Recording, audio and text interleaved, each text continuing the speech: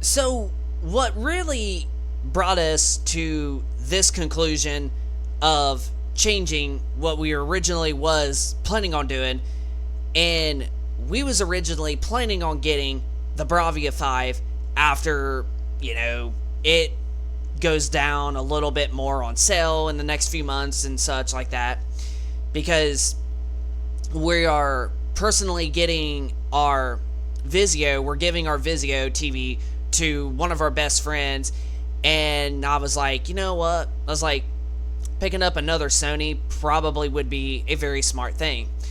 However, we was going to get the Bravia 5, and we was going to wait till like Christmas time to like early next year. But instead, this is kind of like what made us actually want to change our decision as to which one we were going to get. And we decided that it's probably smarter to get that one. So, if you enjoyed this video, hit that like button. Also, subscribe if you're new to the channel, and we will keep you posted with more content going forward. And let us know in the comment section down below of your thoughts on this. But this is ratings.com, and the Bravia 5 is technically supposed to be the replacement for the X90L. The X90L was like one of the best TVs overall from Sony. Like, it wasn't like a top tier TV, but it also was not a low budget tier TV at all either. It was like somewhere 50-50 in between, but it's pretty darn good for what it's actually worth. Now, we currently have one of these, but the reason why we were going to get another one is so that way if we, our current one ever breaks or something, like let's say 3 years from now or something like that, well, at least we'll have a backup. Kind of like the same thing what we have with our LG B4s and our Samsung S90Ds. But if you go right here, this is the main scores that Ratings has given it. And as you can clearly see, the Sony X90L is definitely a little bit in the green compared to that. So if you look right here, HDR brightness and SDR brightness, the score is a little bit higher. Whereas if you go over here, the HDR brightness kind of falls a little bit short, but it's also a 7.2 overall. Now, the Bravia 5's not going to be like a terrible TV whatsoever. It's honestly still going to be like a premium TV. Like, you're basically still going to get a premium TV experience, and it's still going to look very sharp, very crisp, clean in detail, just what you would expect from a Sony. But the full comparison, as you can see, the Bravia 5 definitely has a little bit of some yellows, whereas the X90L does have a lot more green. So sports, bright room, home theater, mixed usage, which is the main one, and then you of course got brightness and such. Now, gaming is not quite in the green yet, but gaming is still actually going to be better on the X90L, even if this is a 7.2, but that's still a 7.2 out of 10, so it's still going to be a great one for gaming in general. And it looks like the colors are definitely much better. Now, processing is going to be a teeny bit better on the Bravia 5, but I don't really think that anybody's going to tell a difference with that. But here's where you can see with the HDR highlights and whatnot on across both TVs. And yeah, you could definitely clearly see the highlights definitely do punch out a lot better on the X90L. I mean, if you look at the colors and whatnot, like the grass and such, yeah, it's definitely a bit more green on this. But if you look here, it's 581 hallway lights minus 408, and then 474 minus 268 for the city picture, and then the landscape pool 216, which is basically average. And then right here is where things actually do become a lot more noticeable. And 2% window, you're pretty much almost getting close to 1200 nits, whereas you're only getting 617, and then 1250 compared to 770 and whatnot. So yeah, clearly the X90L is the better TV. And then here in game mode, you can clearly tell a difference, especially with the HDR hallway. Like, you could definitely tell how much more vivid and brighter that this actually looks.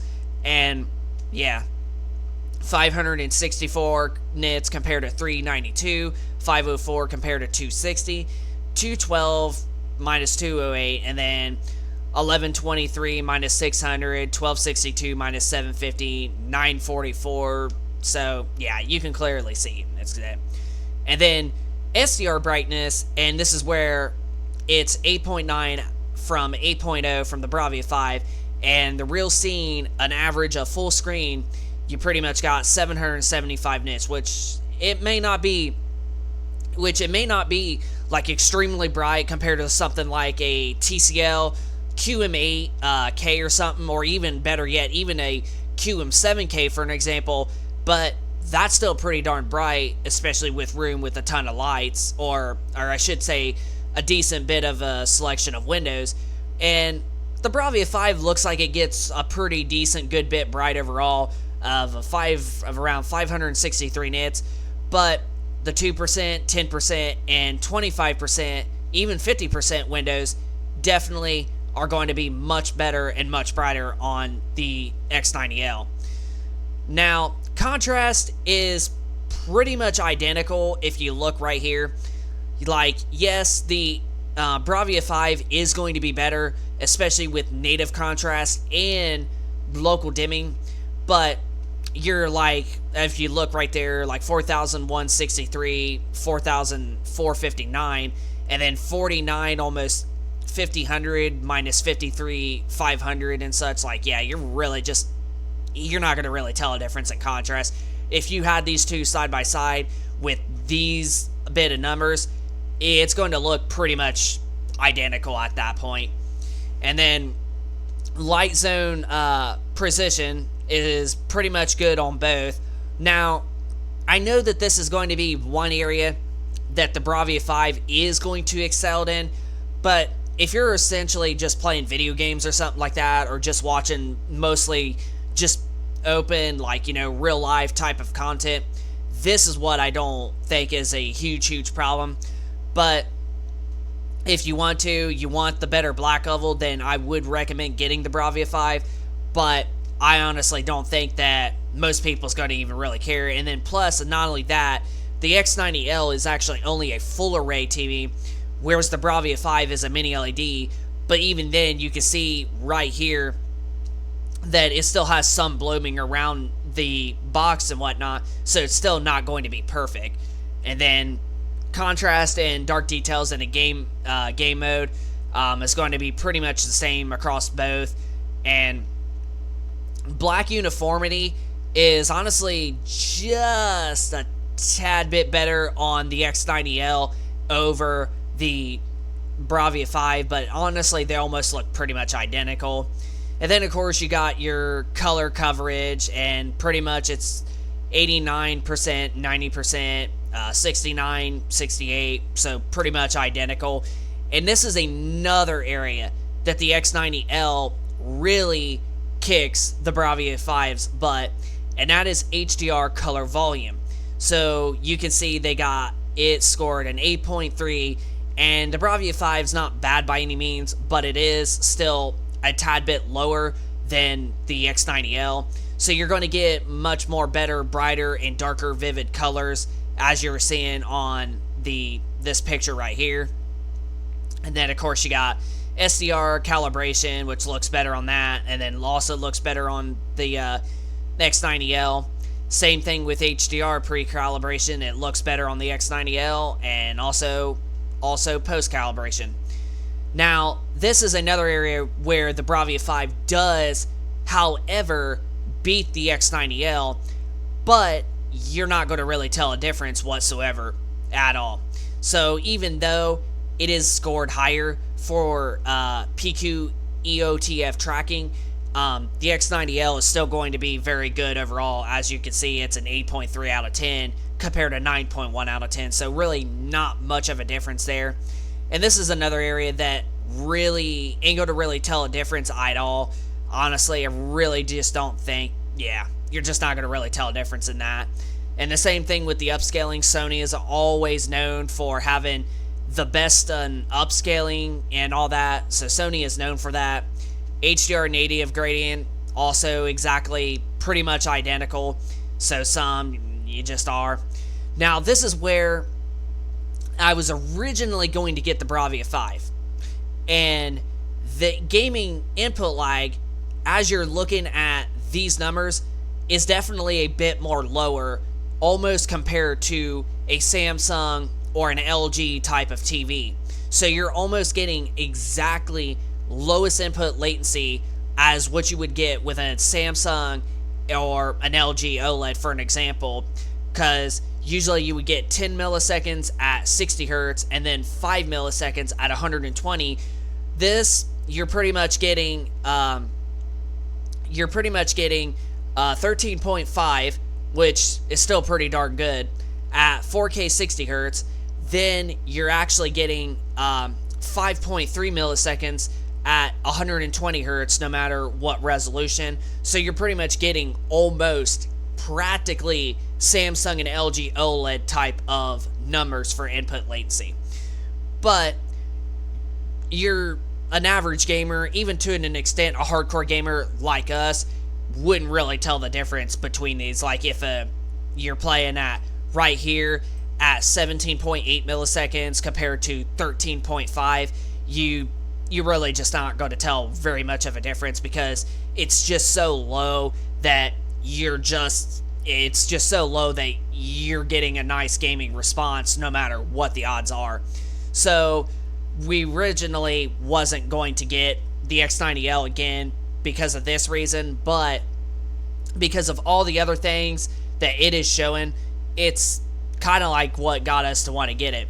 And then game mode, max refresh rate, also, like, LED TVs are just not going to always give you the clear motion. That's what OLED does, however.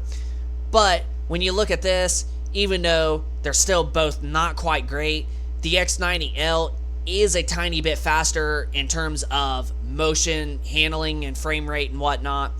So even then, 5.6 at 120 hertz minus 4.8, and 5.4 minus 4.9 at 60. So even then, the X90L is going to be a tiny bit faster for your responsive gaming feel of like motion handling and whatnot. And then, as you would expect, you're going to get 4K at 120 hertz on both the Xbox Series X and PlayStation 5. And stutter is definitely up more better on the Bravia 5. But response time, as you could clearly see the difference, like right here, 7.9 and 6.9, clearly it's much better on the X90L. So with all of that, like, it just looks, and right there, direct reflections are almost identical. Pretty much the same thing for ambient black level rays. Total reflections light, also the same. And almost practically the same for viewing angles, which that's what you would expect from an LED TV. And this is another area where the X90L beats the Bravia 5, and that is gray uniformity, or I should say just uniformity in general. So as you can see, it is definitely a bit more clear on the, like, it is not quite as dirty as what you will see on the Bravia 5, and it looks like the Bravia 5 is a little bit more darker in the corners than what you see on the X90L. So definitely another area where the X90L actually wins over the Bravia 5. And that's going to pretty much do it for the comparison of the two. So yeah, clearly the X90L is the superior TV. And as you can see right here, my webcam, I know, is like in the corner and such right here, but if you look right here, the 65-inch size of the Bravia 5 is currently $1,300 at Best Buy, and right now, with the X90L, you could get the same size as the Bravia 5, and it's only going to cost you $900 before tax. So Sony has actually, I think, announced a little while ago that the X90L is officially going to be discontinued, and I heard that it actually is discontinued in production. So this is actually what made us, decide on getting the X90L instead of the Bravia 5 is right here. The price difference, like $900 compared to $1,300, and much better picture than the Bravia 5 as you've seen from ratings.com. Just brighter, more punchier, more vibrancy and whatnot. And because the TV is discontinued in production, so it was just like, it's probably smart to order an X90L while we could before it is completely phased out in stores like Best Buy, Walmart, Target, and even Sony Electronics and all that stuff. So it's probably smart to get the X90L instead of the Bravia 5 while it was still available before it's completely phased out from stores.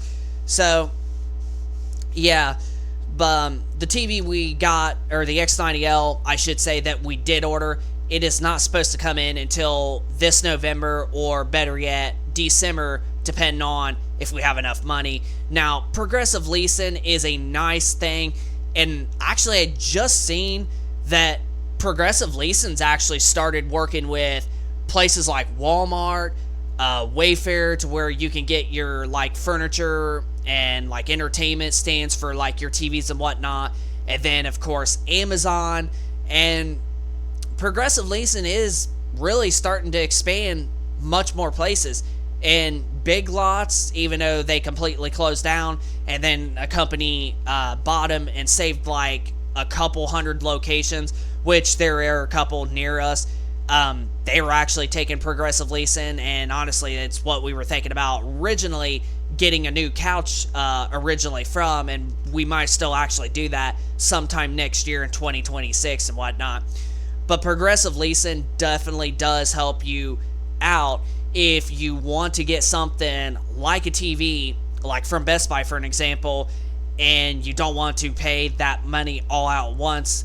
But if you want to not pay the extra for like how to say interest and whatnot, you would want to do the 3-month period, so you actually can get the TV and just make a few whatever $100 on it per month that you want, and get it paid off with 3 months while actually getting it on that day that you ordered it, or whatever day you decide. So I was about to say the Bravia 5.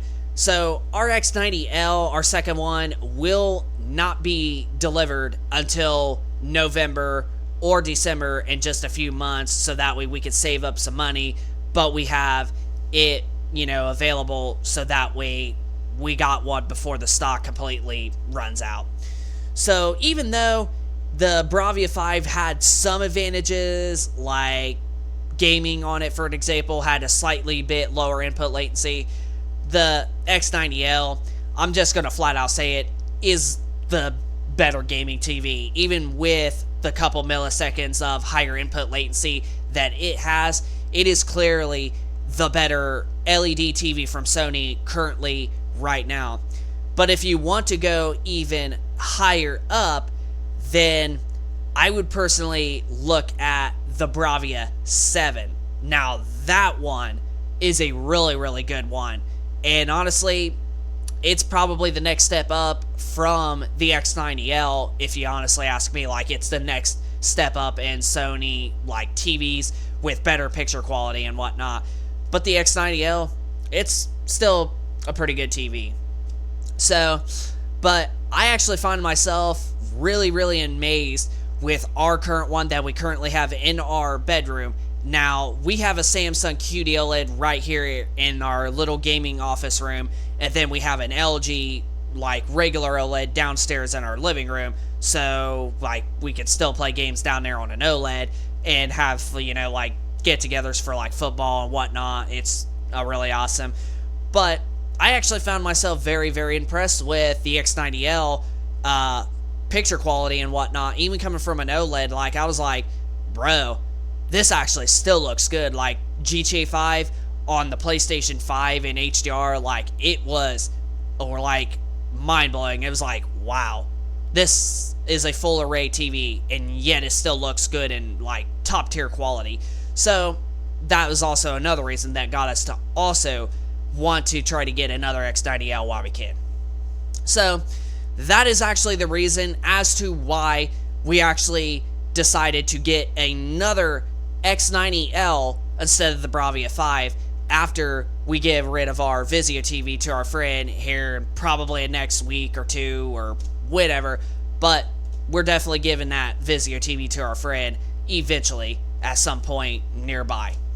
But that's going to pretty much wrap it up for this video. So if you could smack that like button, hit that subscribe button if you're new, and leave us a comment down in the comment section down below of your thoughts if you're somebody that has an X90L, and how is your experience with your TV, and are you excited that you picked up an X90L in the first place, or if this helped you decide on picking up between the Bravia 5 or an X90L while it's still in stock at the moment. Let us know in the comment section down below of your thoughts. Hit that like button, subscribe, and we will see you in the next one. Peace.